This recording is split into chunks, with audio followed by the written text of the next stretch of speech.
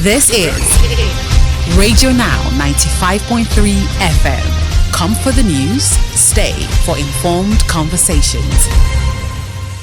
Good morning and welcome to, you're still on to Now Breakfast on Radio Now 95.3 FM Lagos. My name is Stephen Imediegu here with Nabila Usman. It is time for the Newsmaker. Across the country, political leaders and thought leaders have been weighing in on the economic situation in Nigeria. A few of them have preferred certain solutions that they believe are the best way forward. Now, whether these suggestions will work out or not is one matter. On the other hand, there are questions on whether the federal government will listen to these political leaders and see any reason to collaborate. In today's conversation, we explore everything from the economy to government spending to foreign policy and much more. Our newsmaker is Yusuf Buhari, the vice presidential candidate of the Social Democratic Party in the 2023 elections. Mr. Buhari, good morning and thank you for joining us on the conversation. Good morning, Stephen. Thank you for having me. I've got my colleague Nabila Usman with me in the studio this morning. And I would like to begin really by asking what your thoughts are regarding where we are right now as a nation. We're almost a year away from the 2023 elections. If you were to rate us, how far would you say we've come? Good morning, Nabila. Honestly, what we're going through right now as a country says it all. You know, we have completely lost the value of the naira. We have serious problems with our neighbors. We have issues with other international countries whereby they are not even very, sure about our credibility. So many things have gone down, and I think we have not done good at all. The government has not been has not kept up to its words. Right. Well, there is a lot to unpack there as far as where we are right now and what's going on is concerned. But to delve a little deeper into this, last year when you were running on the platform of the SDP, one of the conversations that you had as regards your plans included the foreign policy for Nigeria with a focus on Africa. Can you expand that a little more and tell us why that is important for Nigeria? Okay, Stephen, I'm going to go back a bit to the economy, because the thing about it is that everything is connected. You see, during the campaigns, the APC, the PDP, the Labour Party, I believe as well as the NNPP, were all very adamant that by the time we remove subsidy because we can't afford it anymore, things would improve, and then we'd also have to fruit the naira. I think one of them also said that he was going to sell the NNPC. The SDP, Prince Adewale Adebayo, and I believe Shore, but Adewale Adebayo was the only candidate that came out and said, look, our problem is not subsidy. Our problem is not fruiting of the naira. Our major problem is that the revenues that Nigeria is supposed to be receiving do not come in.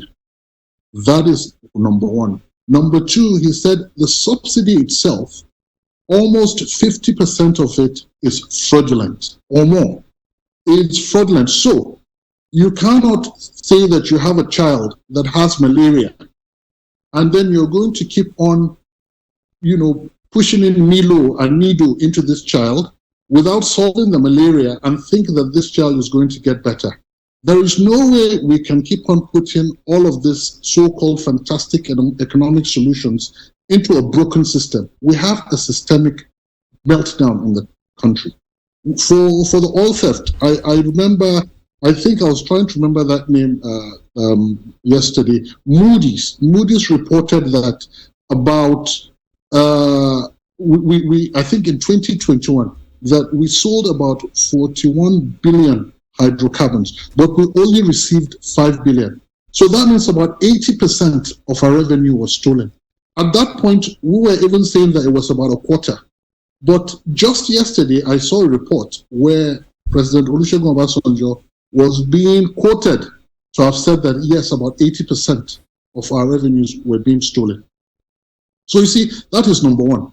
Number two, you come down to the Naira. I mean, there are certain things there. There are facts in that we have history. If we look at our history, there are things that have happened that have been facts that we can just look at and say, okay, we're not going to do that again. Number one, liberalization of the Naira dollar market in Nigeria in the recent years has only resulted in a decline in the value of the Naira. So why do we want to go that way? And then we're now saying, okay, we're going to allow the market forces of demand and supply to determine the value of the currency. We're going to liberalize the Naira. But we've only weakened the Naira. And by weakening the Naira, we've weakened our purchasing power. You know, for Nigerians, why does the government want to do that? You know, the essence of government is to improve the life of the people, not to make it worse. You reduce their purchasing power, you've reduced the value of their lives, right? And then, of course, you now say, okay, that, oh, there's another problem here. There is increasing scarcity of the dollar in Nigeria. What is causing that?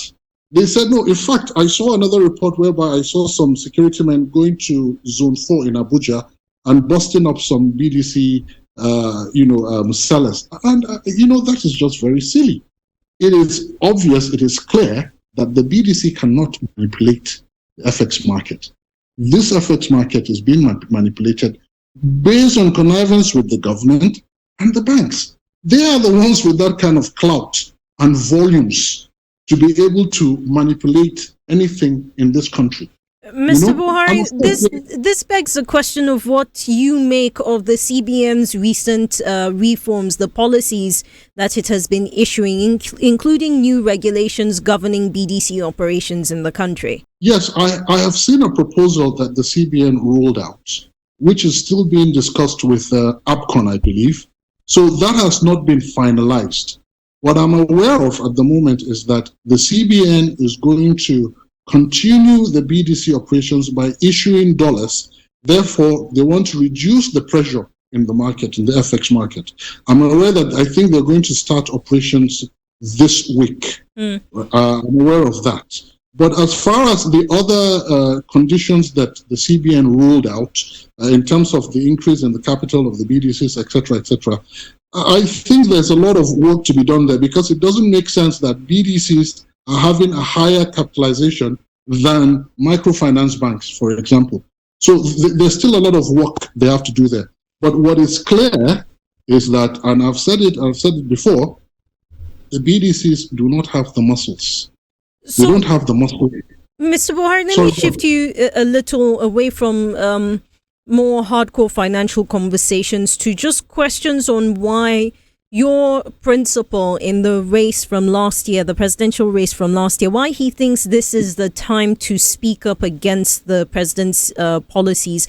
And I'm asking this because I think it was in July last year, he did say it was too early to cry about or to cry over the reforms that President Tinubu had made. These are the same reforms we're facing now. What has changed? Prince Adewale Adebayo, I've watched a couple of his interviews, and I think he's actually really holding back, because what he keeps on saying is that, look, Nigerians have already voted for their choice. So what we need to do now is help the government. And the only way we can help the government is by pointing out areas where we think they need to make corrections. You know, immediately after President Bola Ahmed Tinubu came out and said the subsidy was gone, Prince Adewale Adebayo came out, yes, and said that, look, it's too early. There was no cabinet at that point. There were no ministers. He just came out and announced that. The same thing happened with the Niger coup issue. There was we don't believe that there was any reasonable or in-depth analysis of the situation. But President Ahmed Bola Tinubu came out and said some things that eventually we all feel bad about. The entire country was upside down and was upset with those pronouncements. But now, unfortunately, we have had to now start, swallowing our words, so to say, as the giant of Africa. We're swallowing our words, and we're going to have to, readmit these countries back into ECOWAS based on their own conditions now, which is something that was completely avoidable. And I will go back now to the question that Stephen asked about our foreign policies. I recall that we asked Adewale whether he was going to Chatham or not. He said no, he was not going to go to Chatham House. That is the foreign policy institution for the UK. If he's going to make any foreign policy pronouncements, he's going to make it right here in Nigeria, in our own institute. And that is why we went to NIIA. And in that institution, he explained clearly that, look, his own foreign policy, where he's going to constrain his policies is the West African sub-region. Already we have a huge population of Nigerians in the West African sub-region. We have a lot of informal business economic activities in this same region. So what he's going to do is economic diplomacy. How is he going to see that Nigeria becomes more relevant in these countries? How is the Naira going to become more dominant in these countries? That is what we should have been doing at that point. And in fact, I actually believe that with the coup in Niger, it was actually an opportunity for Nigeria to take advantage, right, of the situation and befriend these people and find a way to resolve these issues, without having to go to the extreme. Unfortunately, that didn't happen. And I believe it took the intervention of the former head of state, General Yakubu Gowon, to go to the villa and talk to the president. And I think there was a letter and some news, and that was when the ECOWAS community now went back and started on doing all these matters that they did on. Mr. Buhari, yes, sir. We're going to explore foreign policy a little bit in just a moment, but let's come back home to Nigeria and the cost of governance. One of the things that we saw Nigerians talk about last year was how much the government was going to spend on itself, especially at a time when we were to tighten our belts. Places that were highlighted, the office of the First Lady, which isn't in the Constitution, saw spending of about 5 billion naira, and the renovation of quarters of the president in Abuja, the vice president in Abuja, Dodan Barracks in Lagos, provision of brand new cars, and so on and so forth. What would the SDP have done differently to cut the cost of governance at this time? Honestly, whatever reforms you're going to do that is going to cause hardship to the people, you have to lead in that, right? It is clear. You can't come to your house and tell your children, okay, we don't have much money in my house now, so what we're going to do is we're going to have to reduce some of these things. So all of you are going to stop eating meat and egg, but I'm sitting in my room eating meat and egg and drinking milk while they're all drinking water. It doesn't happen that way.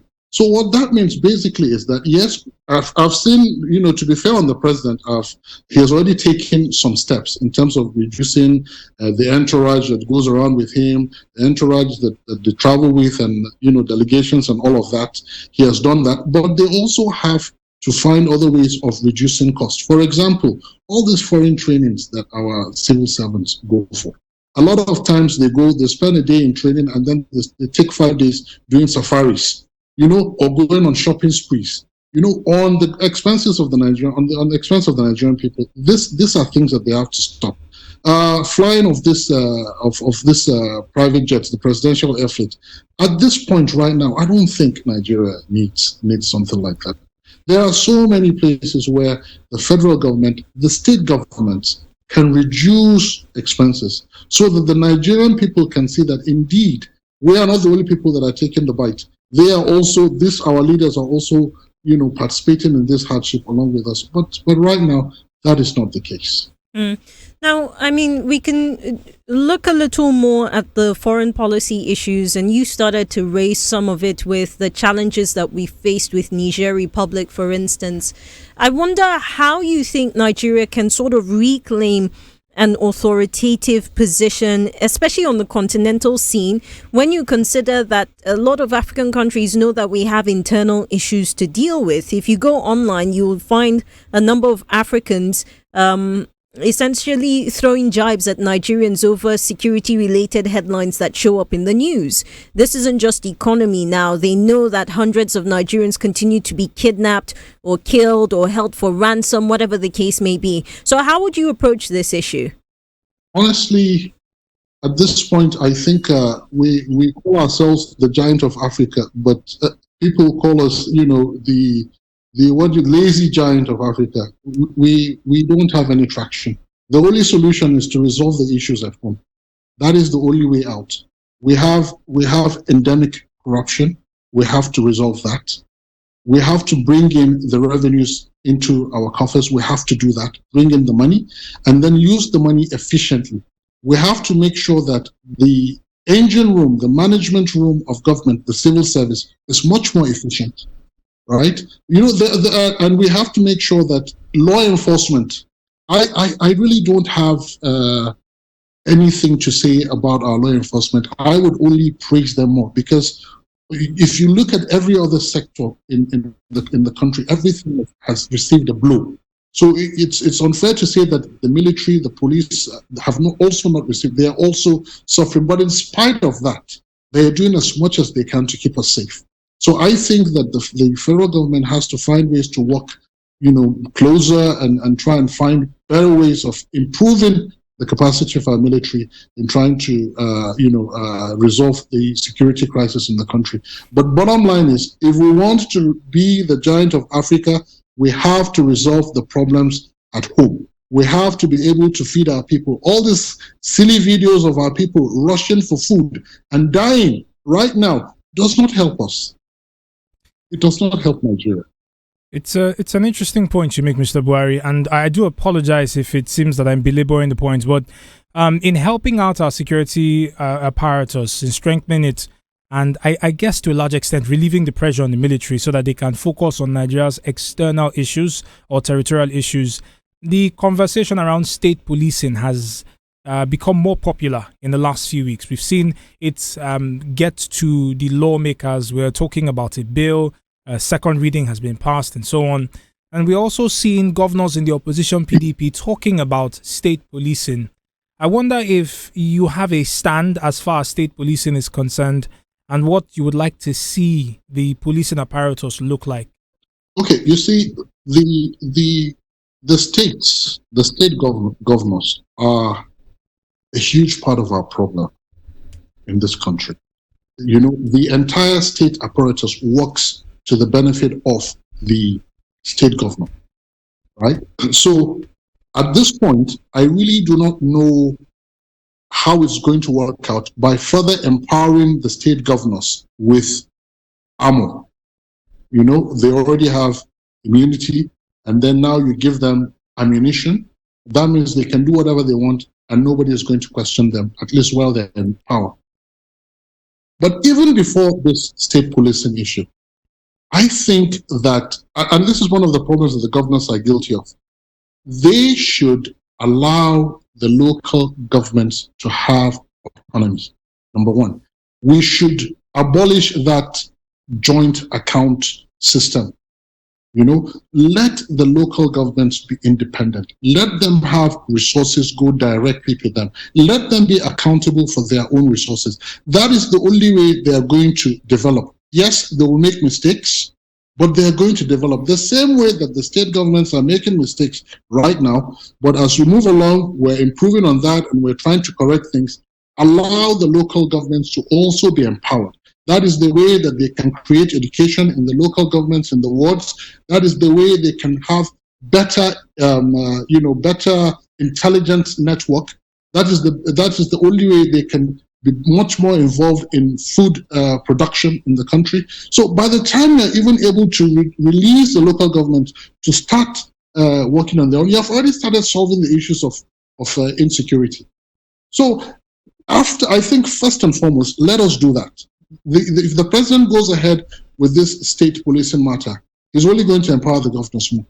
Release the local governments, let them start developing. You can go ahead and do it side by side, state policing. I don't think state policing is a bad idea, but I think that the way we are right now in Nigeria, with the way the state governors are set up, it might not go so well for us. But I think that is all up in the air for now. Mr. Buhari, thank you very much for your time and for speaking with us today on this conversation. Thank you very much for having me. Our guest, our news maker for this week, Yusuf Buhari, the vice presidential candidate of the Social Democratic Party in the 2023 elections, was speaking to us on a number of issues: the economy, government spending, foreign policy, and security, as you have heard. We will continue to bring you conversations like this to help inform and educate you as we take you beyond the news. From us this morning, right here in the studio on Now Breakfast, we say good morning and keep your dial locked on to us. The conversation continues in just a moment. This is Radio Now 95.3 FM. Come for the news, stay for informed conversations.